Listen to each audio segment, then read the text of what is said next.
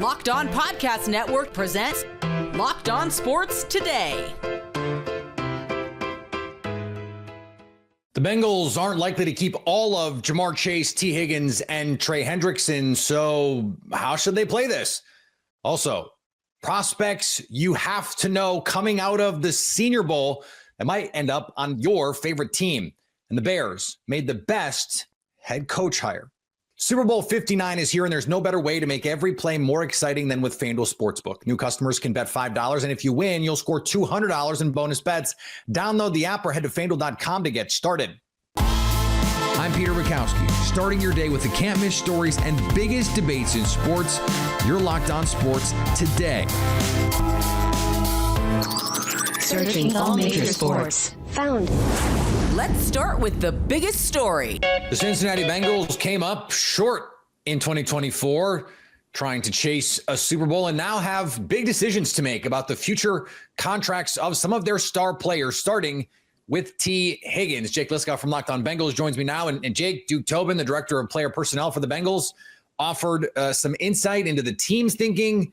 There was a little bit, it seemed to me, of crying poverty about trying to pay everybody, but that is the reality. You can't pay at the top of the market for everyone. Let's start with T. Higgins here, Jake. What do you think is the most likely way we see Cincy handle this? Yeah, to me, it's a coin flip right now, Peter. It's they're going to try to play ball and see if T changing his agent is enough to get T back to the table and playing ball in a way that works with what the Bengals want to do. Notoriously, the previous negotiation attempts with T's previous agent, David Mulugheta, went nowhere. What we believe happened is the Bengals made an offer that was seen as so low that Mulugheta didn't seem interested in engaging in any negotiations. And the Bengals want to back and forth. And that's natural. It's normal in the NFL for a team to offer something and an agent to come back with something else and for there to be negotiations that ensue. What isn't as normal is that the Bengals don't conform to the guarantee structure that many agents and teams have come to agree upon in the modern NFL, one of few teams in the NFL that still are gun shy about multi-year guarantees, instead opting for big signing bonuses and big cash flow up front, which for the most part still works for most players. But David Mulugheta, of course, is famous for getting his clients a ton of guaranteed money. And you see this for most of his clients for most of the deals they take. The change in representation for T. Higgins opened that door again, where if you were to ask me 3 months ago what was most likely for T. Higgins this offseason, I would say hopefully a tag and trade would be the best case scenario for the Bengals. Now, with the change in agent, he's opted to go work with instead Ja'Marr Chase's agent, Rocky Arsenault. And they've gotten deals done before, has Rocky Arsenault and the Bengals, and it'll still be a challenge. I think that they're considering how much sense it makes to pay top of market money to two wide receivers and also give Trey Hendrickson an extension. That's what you're talking about when you're hearing Duke Tobin talking about bites of the apple. But frankly, I don't see where else the money is going on this roster in the immediate future. They have no one else that is screaming for an extension in immediate future years. And they have three guys that returning them makes your life easier in terms of trying to make the team better in 2025. But if T. Higgins goes and if Trey Hendrickson goes, and they're going to keep Ja'Marr Chase, I think that's a foregone conclusion at this point, the way Duke Tobin's talking about it. All you've done is retain your star players. You're not better than you were in 2024. That's the baseline. And if they don't keep one of those guys, Trey or T, their job gets that much harder. So while I would say it's a coin flip, I think the door is very much open because of the agent change, signaling what T wants to do.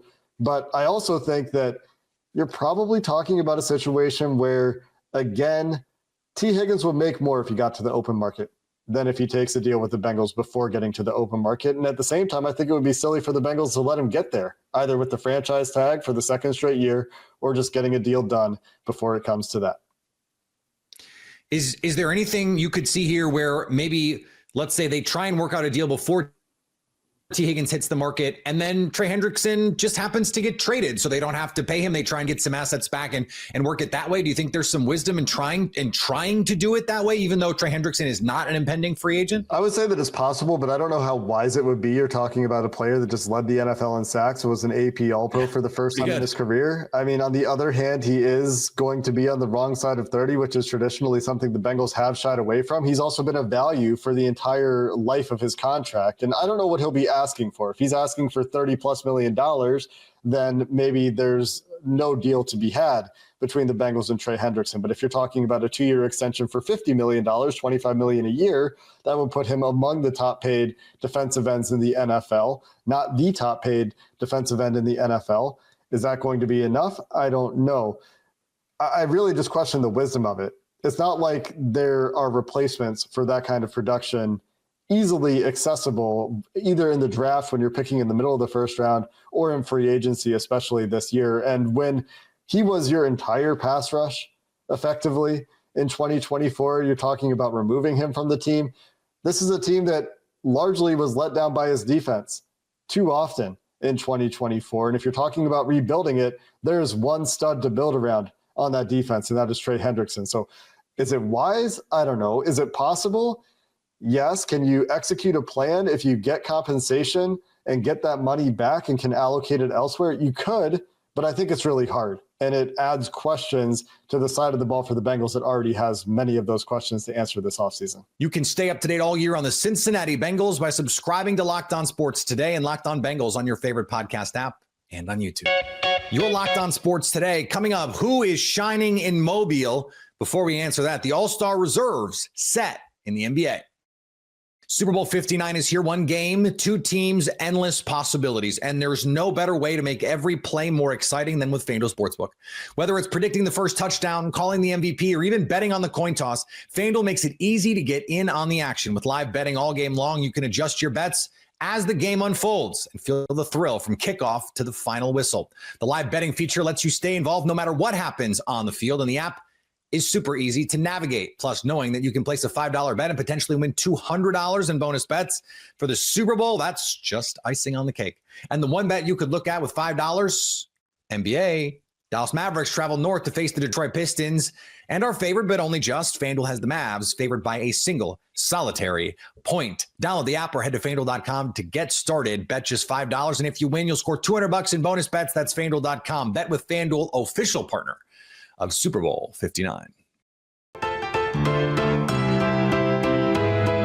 All-Star reserves announced Thursday. Victor Wembanyama will make his first appearance in what we expect to be a string of All-Star appearances in the Western Conference. Joining Wembanyama from the West, Minnesota Timberwolves guard Anthony Edwards, LA Lakers forward Anthony Davis, Clippers guard James Harden, Grizzlies forward Jaren Jackson Jr., Rockets center Alperen Şengün, and Oklahoma City forward Jalen Williams. Meanwhile, the East, it's Boston Celtics forward Jaylen Brown, Pacers forward Pascal Siakam, Cleveland guard Darius Garland, and forward Evan Mobley, Pistons guard Cade Cunningham, Bucks guard Damian Lillard, and Heat guard Tyler Hero.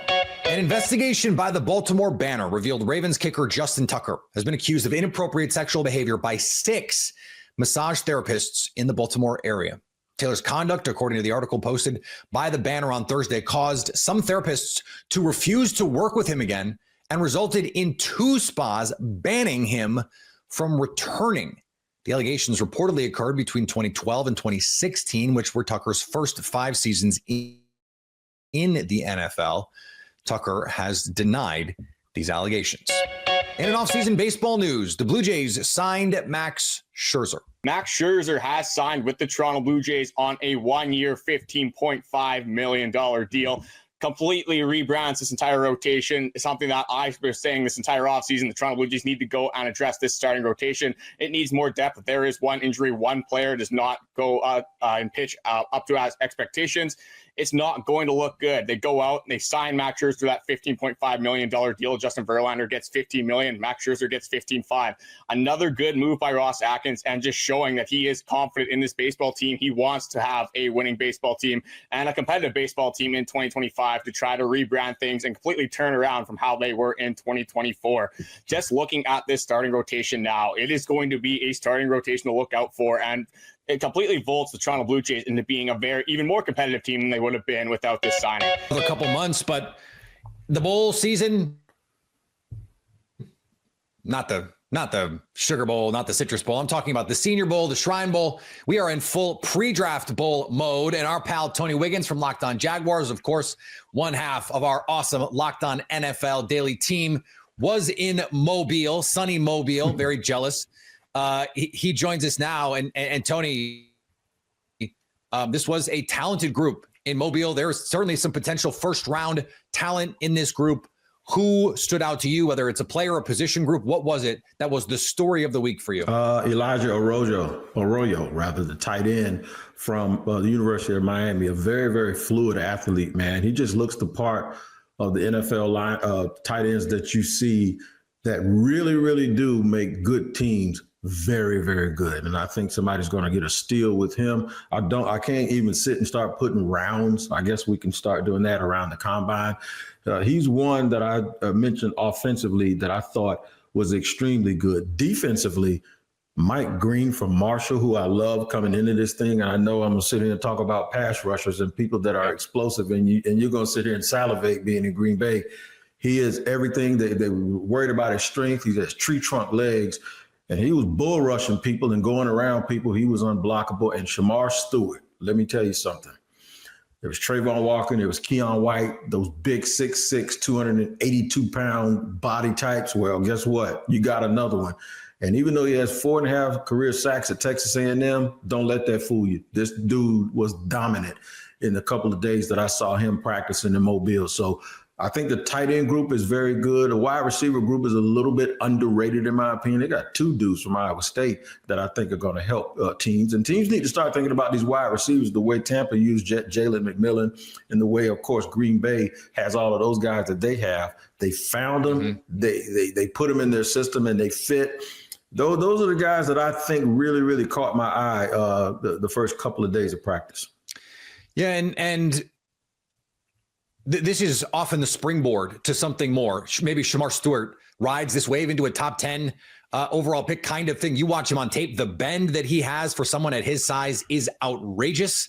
And to see him have, by all accounts, a great week, I think is a good starting point for him. Anyone stand out to you in a not as positive way? There was some up and down reports from the quarterbacks in this group. You mentioned the wide receivers. Anyone that you were hoping to see a little bit more from, or position group player, whatever it is? Yeah, I was hoping that we would see the rise of that quarterback, whether it was like E.J. Manuel back in the day and Russell Wilson and Kenny Pickett, the rise of that quarterback, that dude that everybody thinks is a second-round pick or a third-round pick, and then he goes there and he plays well, and teams start looking at him at the end of the first round. But you didn't see it. I thought Jackson Dart may have had a chance to do it. I don't think he hurt himself, but I don't think he helped himself, which means he might have hurt himself. Jalen Milroe, you see the athleticism, you see the body, you see the frame, but you also see the missed throws, the same thing you saw at Alabama. So he didn't help himself too much. The one kid that I could tell you, I don't know what it is about North Dakota State and these offensive linemen, brother, but Gray Zabel looks the part. He from the small school, but we ain't gonna call him a small school no more because they have a track record of putting guys out, Dylan Dunes, and all of those guys. He is going to be the Graham Barton of this draft. Whether you play him at center or guard, you're going to be very, very happy with him. And I like Ozzie Trapillo because of that big size. Ozzie Trapillo's daddy's a legacy kid. His dad played ball at Boston College. He looks like a dude that's going to end up with the Philadelphia Eagles. I mean, 6'7", 6'8", 320 pounds, and moves people. And you could just see people passing him up, and Philly just sitting right there going, thank you. And they're going to end up with another big old dude. I don't know where they keep getting them from, but they're going to end up with a big old dude that can play Philly back. And he's going to be a part of the tush push. So there you go. Ozzie Trapillo to Philly. I'm calling it because it looks like a perfect fit to me. Is it just me, or is this the all get off the bus team at the Senior Bowl this year? Like, this was the most, like the Kentucky defensive tackle who's 6'8", 340. Like, it just seemed like this was the Minnesota offensive tackle who's monstrous. Like, it just seemed like this was the biggest group of guys they've ever had. They were huge, man. I talked about Trapillo, but then you look at Anthony Belton from NC State, and he dwarfed him. He was bigger than him. So, yeah, I tell you the funny thing about Deion Walker. I think he's going to play well. I think he's going to be a good player in the NFL. I saw him one-on-one. He's like 6'7", 6'8", 350 pounds, right? I saw him one-on-one with an offensive lineman from North Carolina named Willie Lampkin. I started calling him Lil Willie. Lil Willie's 5'10", 270, brother. And let me tell you something. He says he's going to prove, first of all, for him to make the Senior Bowl, it means he has some special attributes.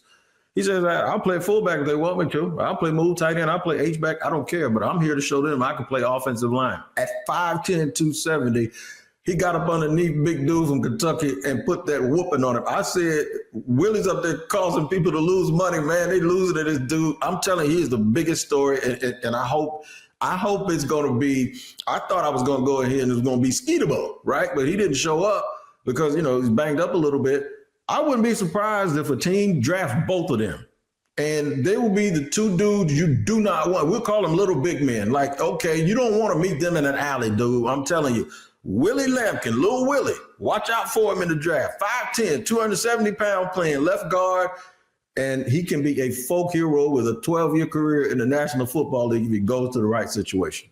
You can stay up to date all year on the future stars of the NFL by subscribing to Locked On Sports Today and Locked On NFL Draft on your favorite podcast app and on YouTube. Coming up, the Bears made the best coaching hire. I love going to live events, whether it's sports, music, comedy, theater. My first game at Lambeau Field, I'll never forget it. Packers 49ers, playoffs, Mud Bowl, Edgar Bennett, Desmond Howard, Brett Favre, Steve Young. Unforgettable moments. Game Time has a new feature called Game Time Picks that makes getting tickets for your favorite live events even easier so you can make these unforgettable moments, or you can give friends, parents, children the opportunity to make those unforgettable moments. I can't wait to take my kids to their first football game. Game Time Picks filters out the fluff to show you only incredible deals on great seats, so you don't have to waste time searching through thousands of tickets. Curation makes it easier to save on sports, concerts, comedy, theater, and more. Take the guesswork out of buying tickets with Game Time. Download the Game Time app, create an account, and use code LOCKEDON for $20 off your first purchase. Terms do apply. Again, create an account and redeem code LOCKEDON for $20 off. Download Game Time today. What time is it? Game Time.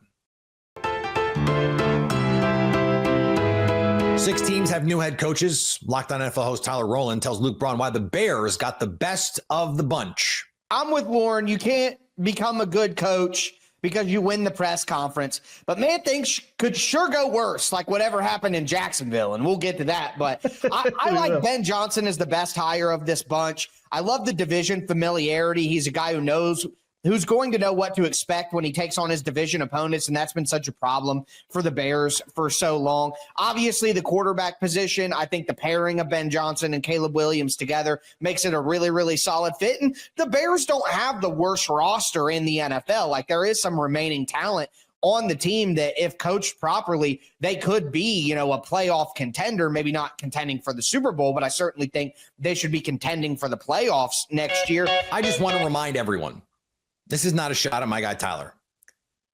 We are really bad at this. We are really bad at identifying who is going to be a good coach because we are really bad at parsing credit, especially from the outside, when it comes to determining who does what. How much does that coach affect what we see? And how much is it the support staff? How much is it that the GM is just really good at finding the perfect players for that system? If we were any good at this, we would know going in. I'm old enough to remember in 2019 when Matt LaFleur was considered the worst or the second worst coaching hire made that cycle. He and Zach Taylor are the only coaches, 2019, not that long ago. Matt LaFleur and Zach Taylor are the only coaches of that cycle still employed today. There were people, media people, smart people, who said Freddie Kitchens was a better hire than Matt LaFleur. Think about that. We're just bad at this. We're just bad at it. Ben Johnson was a really good offensive coordinator. We've seen really good offensive coordinators go on to be horrible coaches or middling coaches at best. And Ben Johnson, it's not about Ben Johnson. He could be totally fine. He could be great. He could be the next Bill Walsh. We don't know. And it's not sparkling analysis to say we don't know, but I think it's important to remind everybody we don't know. And finally, first tournament, and he dunks a hole-in-one. Rory McIlroy hit a hole-in-one on the 119-yard par 3, 15th at Spyglass Hill on Thursday. Not a bad place to make an ace. McIlroy said after the round, honestly, he was lucky. I don't see many balls nowadays go straight in the hole and stay in the hole. The last player to ace the 15th at Spyglass, Justin Rose, in 2023. He went on to win the golf tournament. If you're catching this episode after hearing your favorite Locked On show, make sure to subscribe to Locked On Sports Today on YouTube or wherever you get your podcasts so you never miss an episode. Also, if you're a new subscriber to Locked On Sports Today, we're here for you with the biggest stories in sports every day. Coming up on the next Locked On Sports Today, who's going to win the Super Bowl? We'll tell you. So at least until tomorrow, stay Locked On Sports Today. Locked On Podcast Network presents Locked On Sports Today. Go to our video on demand. Click on sports at the top of your screen. There, you'll find past episodes of Locked On Sports Today, plus other Locked On shows on demand.